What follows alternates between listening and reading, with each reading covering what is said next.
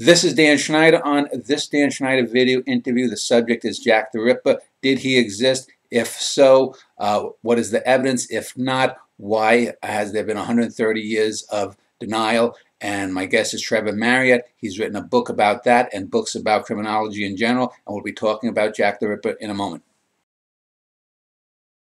Trevor Marriott is my guest. He's written a number of books on criminal subjects, mostly dealing, it seems, with serial killers. Probably the most interesting book for me is his book on Jack the Ripper, in which he hypothesizes that there was no individual Jack the Ripper. But before we get into that, let me just ask Trevor if he could give a little background about himself. Was he in the police work, criminology? What got you interested in Jack the Ripper? So if you could take a minute or two, Trevor, just to give a little background. Yes, well, it's nice to be on your little interview here. And as to information about myself, I'm a retired British murder squad detective who, over the years, had more than a passing interest in the Ripper mystery. It wasn't until I retired that I had time to sit down and look at the Ripper mystery in greater detail, and it became apparent that much of what people have relied upon over these years has not been factually correct, to the point that I believe that members of the public have been totally misled by what they've seen and what they've read on the topic for the past 129 years. And so I set out on a mission to do a cold case reinvestigation in 2002. Mm-hmm. Well, you're clearly British. I'm American. You mentioned it's almost 130 years since the so-called murders occurred.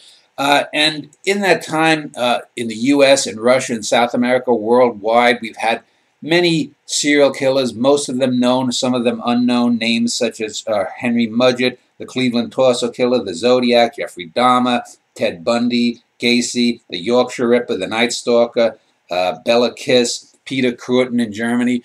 And yet, despite a lot of these people having so-called body counts much higher than Jack the Ripper, Jack the Ripper seems to be the sine qua non, the sort of non-pareil killer or serial killer in people's mind. That there are people who are gangsters and you know, evil despots like Hitler and Stalin that are noted as murderers as well.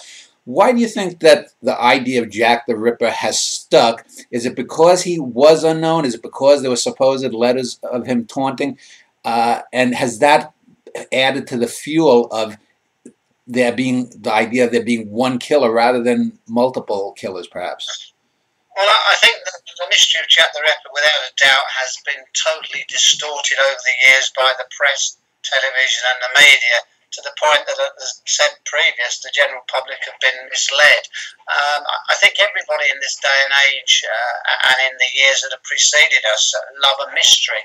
And of course, there is a mystery that surrounds Jack the Ripper. The picture of Jack the Ripper that has been created is a man wearing a black cape, a big black hat, carrying a black bag, walking around the back streets of Whitechapel in 1888, killing prostitutes. But that, I think, was never more far from the truth. Well, let's talk about the basics of the case. Usually when people talk about Jack the Ripper, and even the term ripperologist has been coined to call the people who study the case. You have been called a ripperologist as well. There are 5 supposed main murders. Some people say there's a handful of others possibly, and then there's sort of the mythic dozens that have been propagated in radio plays, television, film, etc. What is your idea about the actual murders that could be attributed to the Ripper, if he existed or not? What do you think that the canonical 5 is correct? No, I don't believe the canonical 5 is correct at all. Again, when we talk about what I've said earlier, that the public have been misled, they've been misled by the fact that in documentaries, films and books, that everybody has generally accepted that there were 5 and 5 only victims. But from my investigation, when you look at the 5 victims that are known as the canonical 5, from my professional point of view, I can say that 2 of those murders are not committed by the same hand in any event.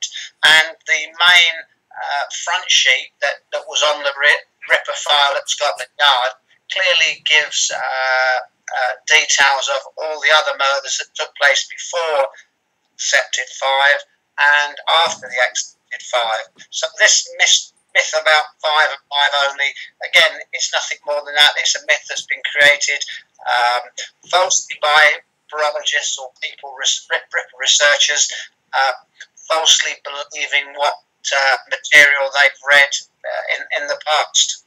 And am I correct? Do you still believe that this was just a series of murders? Were they linked? You don't believe, correct? If I'm correct, that there was a single person serial killer. That this was a seedy area. That prostitutes were murdered before and after all the time, and that this was a media invention. Am I correct in saying that's? Well, yeah, I mean, the suggestion is, and I concur with that the term Jack the Ripper was a name that was invented by an overzealous member of the press way back in 1888.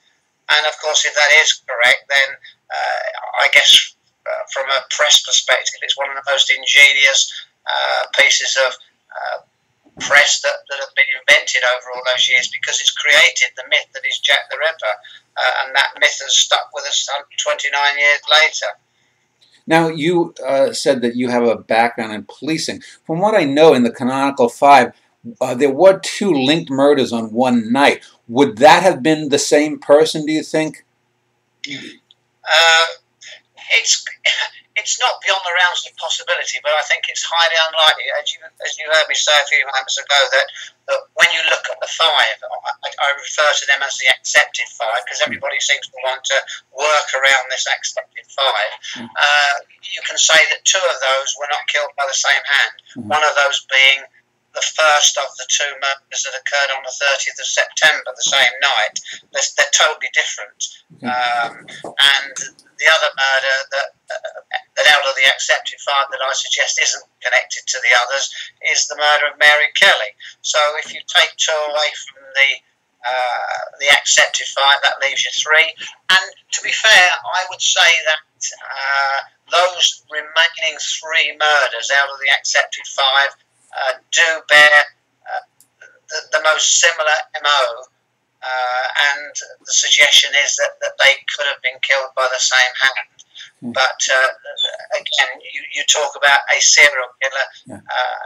The criteria for somebody being categorised as a serial killer is that they have to kill 3 or more persons. And I suppose if you look at it another way, if you take 3 out of those 5 as being killed by the same hand, you do in effect have a serial killer, but you don't have a serial killer called Jack the Ripper, because the term Jack the Ripper, if what we are led to believe is correct, and we have documentation that does suggest this, that there was no serial killer called Jack the Ripper. Well, let's go back to the beginning of your investigation. So take me to, say, I would assume around the late 90s you must have gotten the quote-unquote bug. Were you coming near your end of service in criminal as a police officer? What drew you to the murders? I mean, these weren't active cold cases, were they, at the time? Was it just your personal interest in looking into historical mystery? What got you into actually as an investigator? It all goes back to 2002, when I was asked to give a lecture to a university on a crime topic. And never having given lectures before, I decided to look at something different to give this lecture. And I picked a topic, Jack the Ripper, which I thought was a popular topic that everybody would know about. And when I started to research the material for this particular lecture, that's when it soon became apparent that much of what we've been led to believe about Jack the Ripper is completely false, completely wrong. And so it was thereafter that I decided to conduct a cold case reinvestigation. And to be fair, that was 2002. And only last year I say that really my investigation has now come to a final conclusion. Which is that there was no single Jack the Ripper? There was no singular Jack the Ripper, no. Yeah. Well, and lots of other things as well connected to the Ripper mystery, which you may well come on to in due course. Yeah. Well, one of the reasons I've always found the Ripper murders, if you will, interesting is I grew up in New York City in an area that, I guess if you've ever seen the movie Goodfellas by Martin Scorsese, had a lot of criminal gangster types, and we would often find people or body parts in a garbage can here or there, but it wasn't the work of serial killers, it was gangsters. So there was a criminal milieu, there was a nastiness, a dirtiness, and when I've read about Whitechapel in the 1880s, it seemed to be a similar type area, very seedy, prostitutes, corrupt cops, businessmen, just a very rank environment. Let's talk about before the Jack the Ripper was famous. Were there a lot of murders that were going on in Whitechapel before the Ripper made headlines? Well, there were quite a significant number, because obviously you touched on the fact that Whitechapel in 1888 was probably one of the most crime-ridden, if not the most crime-ridden part of England at that particular time. Every imaginable criminal type you could find would be found in Whitechapel. So that's why the picture of a man, a well-dressed man in a black cape and a black cap, and a black hat walking around Whitechapel at 3 o'clock in the morning really is not correct, because somebody dressed like that would not have lasted 5 minutes in Whitechapel at the time of the morning. They would have been attacked, mugged, robbed, or probably even worse. Yeah, and so let's then move to the sort of what you call the accepted five, and then beyond too, because there have been dozens of suspects, from the silly, the prince and Queen's minions, to the doctor of the Queen, to the butcher, I forget his name, the Polish Jewish butcher, to several people who are locked up in institutions. Does this all stem from the fact that there was supposedly a letter written where the name Jack the Ripper was attached, and supposedly, I think, a bit of an ear and then a bit of someone's liver? Were these? No, the name Jack the Ripper stemmed from a letter which was sent to the Central News Agency shortly after the Double Event murder. And that letter was the first letter that ever signed Jack the Ripper. And of course, from that day forth, the myth Jack the Ripper was born. That, as I said earlier, is a letter that is believed to have been written by an overzealous newspaper reporter.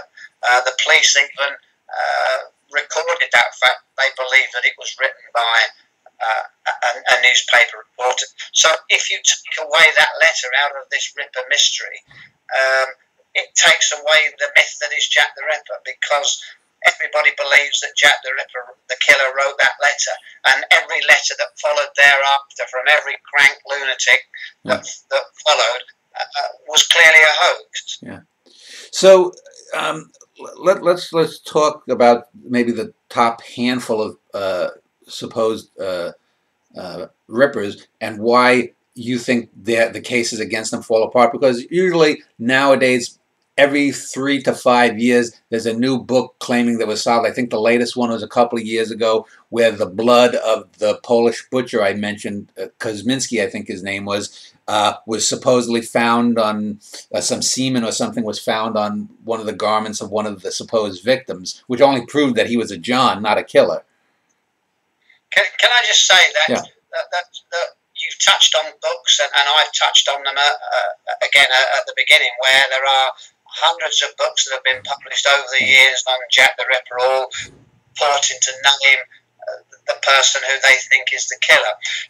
And a lot of these suspects are referred to as prime suspects. Yeah. Now, can I say the term prime suspect was not around in 1888.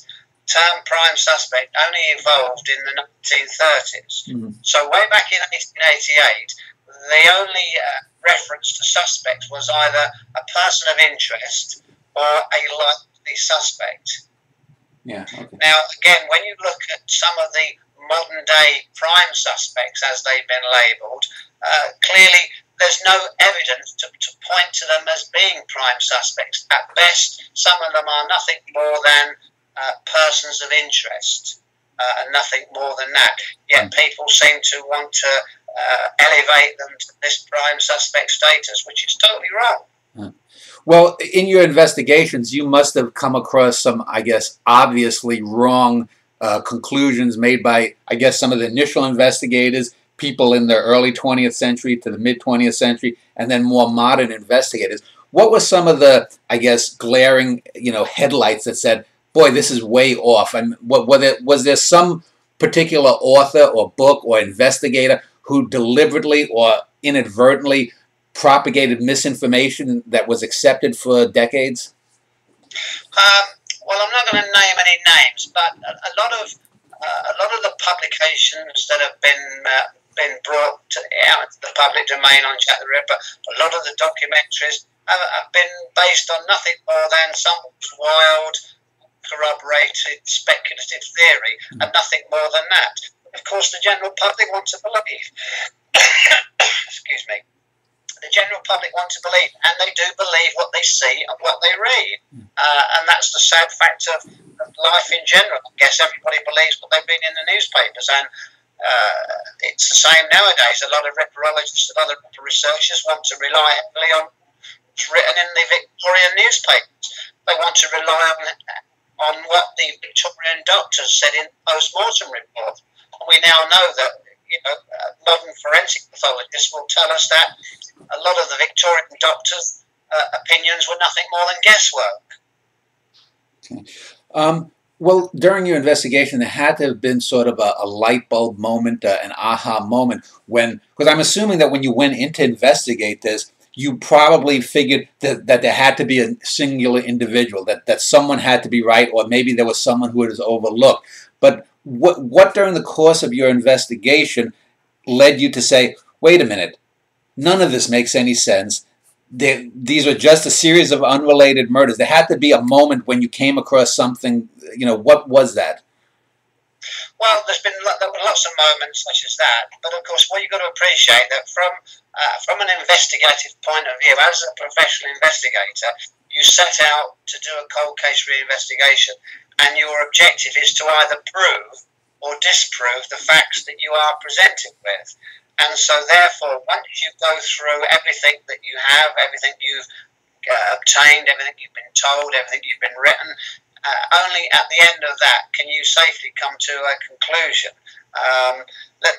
Lots of times through my investigation, it soon became apparent that certain things were not as we've been led to believe. As I said earlier, lots of things. The organ removal issue, for argument's sake, is another major issue. The graffiti on the wall that people seem to rely on as being written by the killer. The apron piece that was disposed of in a doorway. All plausible explanations to that I've come up with. So, for example, no one was disemboweled, or do you think that the person was killed and someone disemboweled them later? No, again, looking to prove or disprove this fact, I put together a team of medical experts, and we did a lot of tests and examinations and various things to prove or disprove that it was possible. Certainly with one of the murders, where we know the killer had less than 5 minutes in total darkness, was he able to remove a uterus and a kidney with medical precision, with no light available to him, in under 5 minutes from a blood-filled abdomen? Again, we say that it wasn't possible. So yeah, go ahead. That's a major part of this Ripper mystery, because if you look at the Ripper mystery, what has it been built upon over these years? It's been built upon 3 pillars. The first pillar is the fact that, yes, there was a singular killer called Jack the Ripper.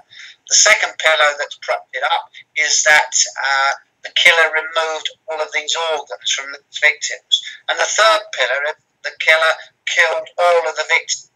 Now, can I just say, in relation to how all of these victims have appeared to be linked to the same killer, is the fact that we know that these were prostitutes, so that's one part that does link them all together.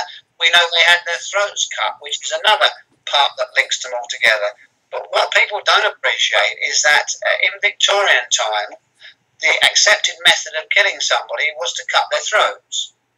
Unlike today, where more people die through stab-related incidents than having their throat cut. And so clearly, was that right to link all of these together simply because they had their throats cut?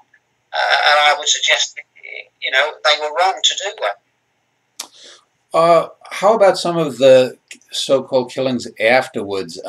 Do you believe that there were any other killings that were in any way related to the accepted 5 that haven't been included? Or again, is it just a mishmash, a patchwork of killings that were lumped together? Because just reading through stuff, it seems that you have some other idea. If you look up to 1891, okay, we've got the accepted 5 that started in August 1888.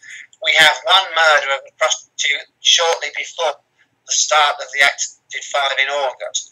Then we have the last of the accepted 5 in November 1888. And thereafter we have another prostitute murdered in the street in 1889. And we have another prostitute murdered in the street in 1891, both having their throats cut. So can they be linked? Well, we can't say that they weren't, because obviously there's no clues as to who the killer was. We have to look at it with an open mind. But we have to also look at the fact that throat cutting was an accepted method of killing somebody. So it doesn't necessarily mean to say that because all of these 12 prostitutes that were murdered between those periods had their throats cut and were killed by the same person. So is the general thesis then that you were working from that the Ripper mythology was basically a press creation? This was the yellow journalism of the era? Or do you think that there might have been just a way to foment trouble amongst the masses to ignore something else? Because a lot of people, when they have suggested the involvement of people in government or the Queen and the royals, usually invoke it in the sense that they were trying to cover something up. Do you think this was just a whole, I mean, yes, people were killed, but that if there hadn't been the Jack the Ripper mythos created, this would not have, you know, people 5 years after the fact would have forgotten about things? Well, a lot of the myth surrounding Jack the Ripper has been created in later years, not so much in Victorian times, because the police, to be fair, in Victorian times did not have a clue as to the identity of this killer, and that is a fact. But of course, over the years, as I explained earlier, lots of researchers have come along and uncovered these theories and wrote books on the theories and just generally over-exaggerated the facts, distorted the facts, little as they are. Well, let me talk then about you mentioned the royals, yeah. And of course, when you mention the royals, Prince Albert Edward Victor, Duke of Clarence, Queen Victoria's grandson, is the person that everybody refers to. But again, it's quite a simple exercise to completely eliminate him, because I wrote to Buckingham Palace, to Her Majesty, asking if she could assist in my investigation, and she instructed the Royal Archives to provide me with documentation as to where the prince was, all the dates of the murders. And that's duly noted. But some people might say, but that's the royals, they can conspire, they can do anything they want. Corroboration to what's in the Royal Archives is found in the Times newspaper archives, which clearly confirms where he was. So, you know, this myth that it's a member of the royal family, it is nothing more than a myth. But everybody loves a conspiracy, everybody loves to get the black on the royal family. Mm-hmm. Well, other than your book titled Jack the Ripper, I see that you had another book called The Evil Within, where you studied other, or put forth other serial killers and did a book on them. And I'm sure you probably might have had to deal with maybe a serial killer or two in your day on the force. What things about some of these other serial killers that were definitively known, whether we actually knew the names of the killers eventually, or we may not know the name, like someone like a Zodiac in San Francisco, but there's no doubt that there was one single person there. What stands out about those cases that is troubling in the Ripper cases? In other words, there have to be certain things that people that are known serial killers do that when you were investigating the Ripper murders, you were saying, well, this isn't like all these other types of cases. There aren't the same connect the dots. But there are actually, because obviously if you take one serial killer that we had here in the UK in the 1970s, we had Peter Sutcliffe, the Yorkshire Ripper. All he was doing was targeting prostitutes that he picked up. He took them in his car to some secluded spot and he hit them over the head with a hammer.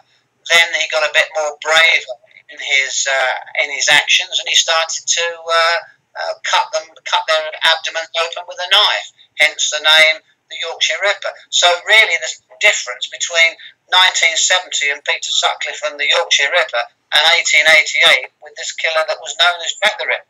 They both acted in the same way. They picked up prostitutes on the street and murdered them and then just left them. So, you know, there are... I mean, I think what you've got to bear in mind, I think what the general public have to realise is that nowadays, certainly in the more recent years, we don't have so many serial killers now as there were in the 1950s, 60s, 70s, and into the early 80s. We very rarely have serial killers to that extent now. That's because obviously modern investigative methods have moved on, forensics have moved on, other forms of forensics that are used in conjunction with DNA and things such as that. And so serial killers now to get caught fairly quickly and sometimes long before they get to serial killer status. Whereas way back in 1888, they never had fingerprints, they never had CCTV cameras, they never had DNA. So clearly the only way the police could catch anybody or convict anybody in 1888 was to either catch him committing the crime, to either have enough witnesses who saw the crime being committed, or to have somebody in custody who would make full and frank admissions to all the crime. I mean, to be fair, I think the police in Victorian times did the best they could, but they were ill-equipped to deal with a serial killer of this magnitude, simply because the senior officers in the Metropolitan Police way back then had no practical experience in policing. They were all brought in police service from the military, and so if you've got the people at the top that haven't really any idea about investigations, it doesn't bode well for all those people down below. Yeah. Well, I just want to clarify, because when you referred to Sutcliffe and just now you talked about serial killer in the 1880s, you said you don't believe there's a Jack the Ripper of mythology, but do you accept that when you talk about a serial killer in the 1880s there, are you talking about the person who may have killed those three individuals similarly, that there may have been someone who killed three, and is that the serial? Exactly, okay. Exactly. And I think it would be fair to say that those three, and those three being Polly Nichols, Catherine Eddowes, and I forgot who the other one is now. Polly Nichols, Annie Chapman, and Catherine Eddowes. Those were the three that have the most similar injuries that the MO would fit. But of course, with those three, we can safely say they were killed in Ripper-like fashion. Okay, now, so let's just say if there was an individual that did kill those three. Let's just hypothetically say that there was one individual. Does that fit? Do any of the Ripper suspects, the person of interest or whatever were they referred to then, do you think any of them possibly did kill those three? Well, it's a difficult question to answer because we don't know. No. Clearly, from 1888, there were very few suspects. The police did not have a clue, so we can't look at any suspects from 1888. All we can look at is what people over the years have come up with from their own individual research and the uncorroborated theories that many of these people have in relation to the suspects that have been put forward. Now, I know that in the 20th century, especially as forensics got better, and you mentioned this just a little bit ago about how serial killers are basically caught when they're aborting serial killers rather than full-fledged serial killers, so it's become more difficult. Are there any similar cases from around the world that match the Ripper case in the sense that there was supposedly one person who was guilty for X amount of crimes, but later investigation showed that, well, no, they were similar, but this person that we thought killed 15 or 20 people may have only killed 3 or 4, and the rest were copycats. Do you think, for example, that the Ripper mythos is an early example of copycat killing? Well, that's quite possible. Yeah, that's quite possible. Simply because, again, if somebody wanted to get rid of somebody, why? And that's probably the case with Mary Kelly. That her murder was made to look like the other murders that had gone before her. So yeah, that's quite possible that some of these could be copycats. So there could be ulterior motives behind why those particular people were killed, and their murders made to look like that of the Ripper. And as I said, do you know of any other famous cases from whether Australia, the U.S., Europe, where there was someone who was suspected as the #1 serial killer in a case where the whole case fell apart legally, say? I mean, is there anything in modern criminal justice like that? I don't think so much as far as serial killers are concerned, because certainly since the induction of DNA, which is in the 1980s, usually if anybody's going to get charged with a murder or a series of murders, usually there is enough forensic evidence that is going to convict them in any event. I mean, in every case, no matter what it is, whether it be a simple burglary or whatever, from an investigative point of view, you always suspect that perhaps that person who you are dealing with is responsible for more crimes than you are able to prove.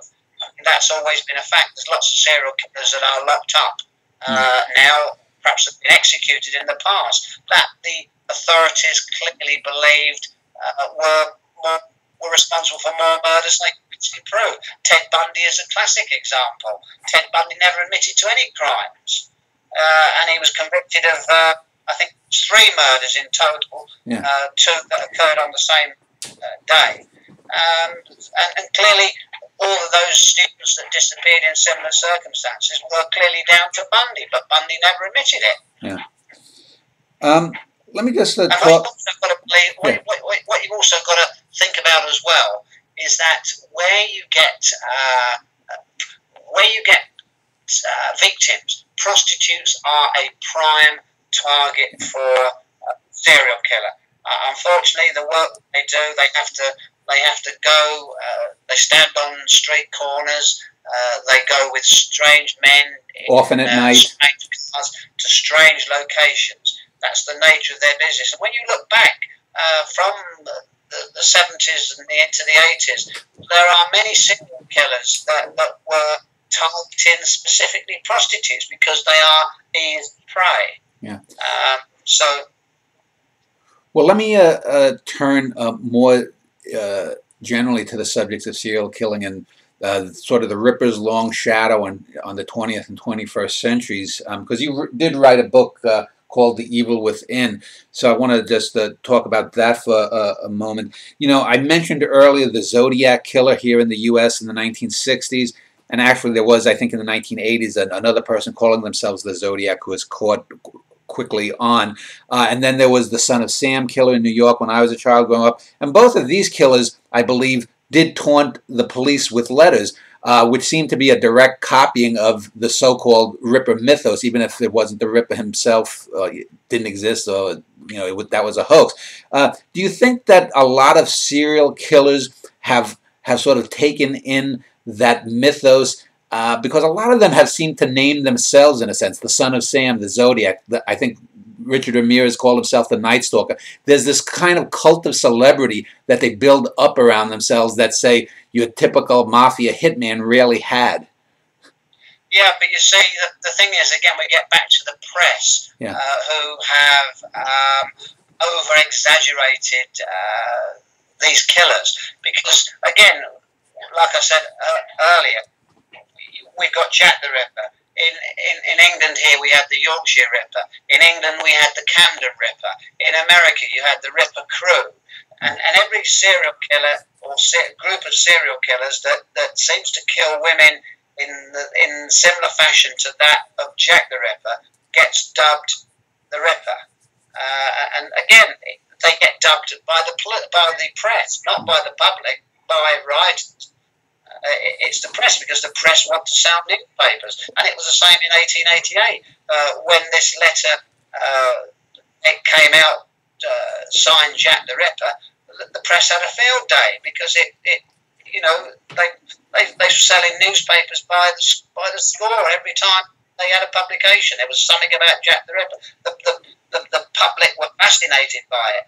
But on the other side of the coin, the public hated the police because the police couldn't catch this killer. So the police weren't looked upon in 1888 in a very good light. Does the term serial killer generally refer to killers not only who kill multiple times, but that there's some kind of sexual sadomasochism to their nature? Because the Ripper murders, have always been thought to have a sexual aspect to them, and a lot of people, even David Berkowitz, the Son of Sam killer, supposedly was watching people in cars making out and shooting them.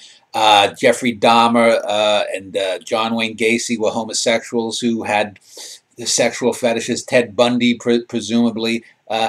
Is that one of the hallmarks of serial killing, is that there's some sexual sadomasochism within the person?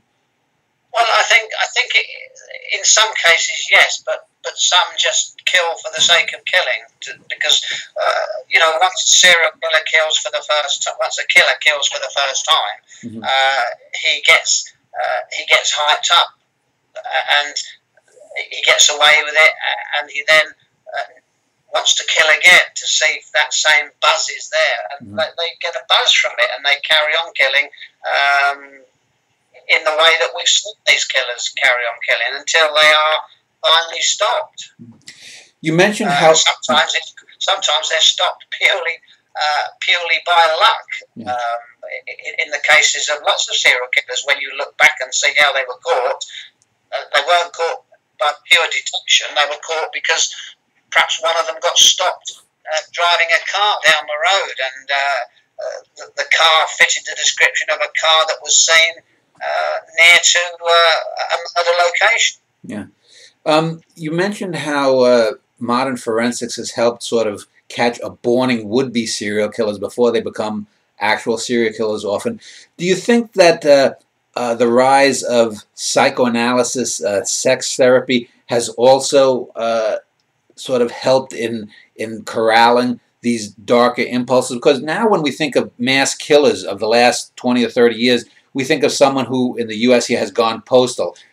Spree killers, young kids, the Columbine killers, that fellow up in Norway or Sweden who killed X amount of people. So we're dealing more with terrorists and these spree killers who just all of a sudden kill 25, 30 people, rather than these sexual sadomasochists. Well, they all come under the banner of serial killers, do they not? But really, when you look at them, they should you should have different categories within the main category of serial killers, because they are all different.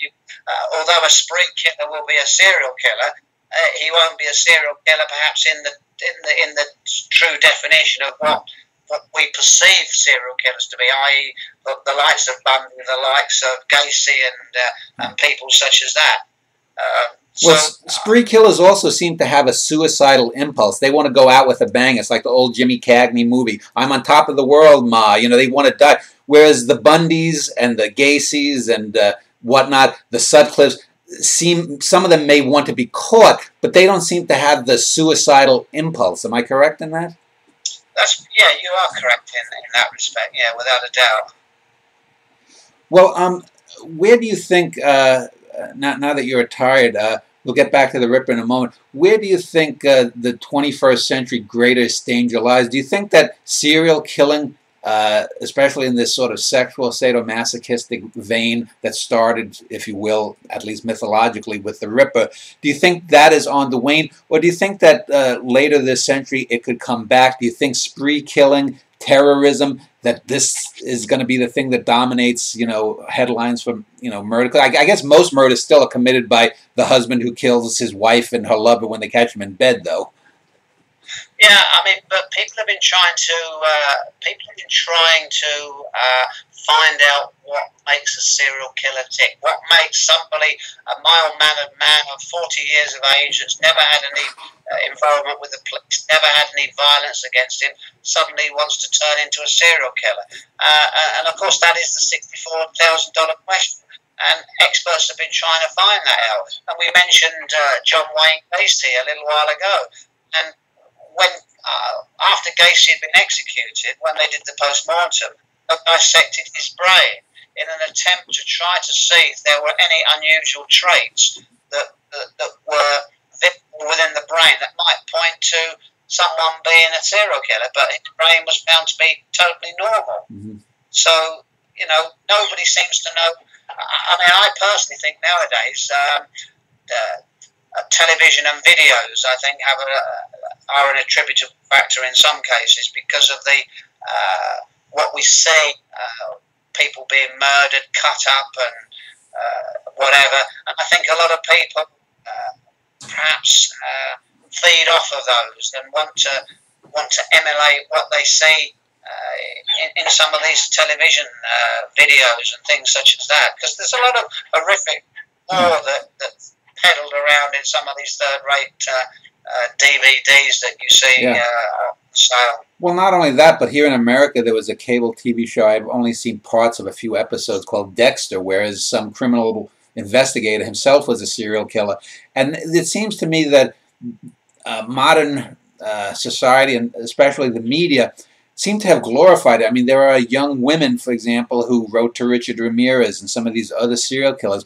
What do you think accounts for that? Do you think that because the Ripper, whether or not there was a single killer, whether there was only 3 that were killed, the whole mythos seems to have made serial murder sexy in a sense. And it's intriguing. We want to know what they did. There's this whole, there are true crime channels. Do you think that there's something wrong with society that looks at the Bundys and the Gacys and the Rippers and all these people and looks at them with some kind of perverse admiration? Well, you touched on the fact that there are these women that will go and sit in courtrooms and will drool over some of these serial killers and then engage in some form of written dialogue with them at a later stage. My take on that is really the fact that serial killer memorabilia fetches quite a lot of money on the market nowadays. So obviously any letter from a serial killer would fetch quite a lot of money. So is there an ulterior motive behind these attractive women throwing themselves at serial killers? That's kind of another way perhaps we should be looking at why these women do that. Mm-hmm. Well, let's wrap up this interview. Let me just ask, you've written a couple of books, at least that I know of, regarding serial murder, the Jack the Ripper book and the book on serial killing more generally. Do you have any ideas of writing any other books? And if so, what would they be? What would they focus on? Would it be an expansion of investigations into serial killing, or does something else like terrorism, for example, domestic terrorism? No, I believe my writing days have now come to an end.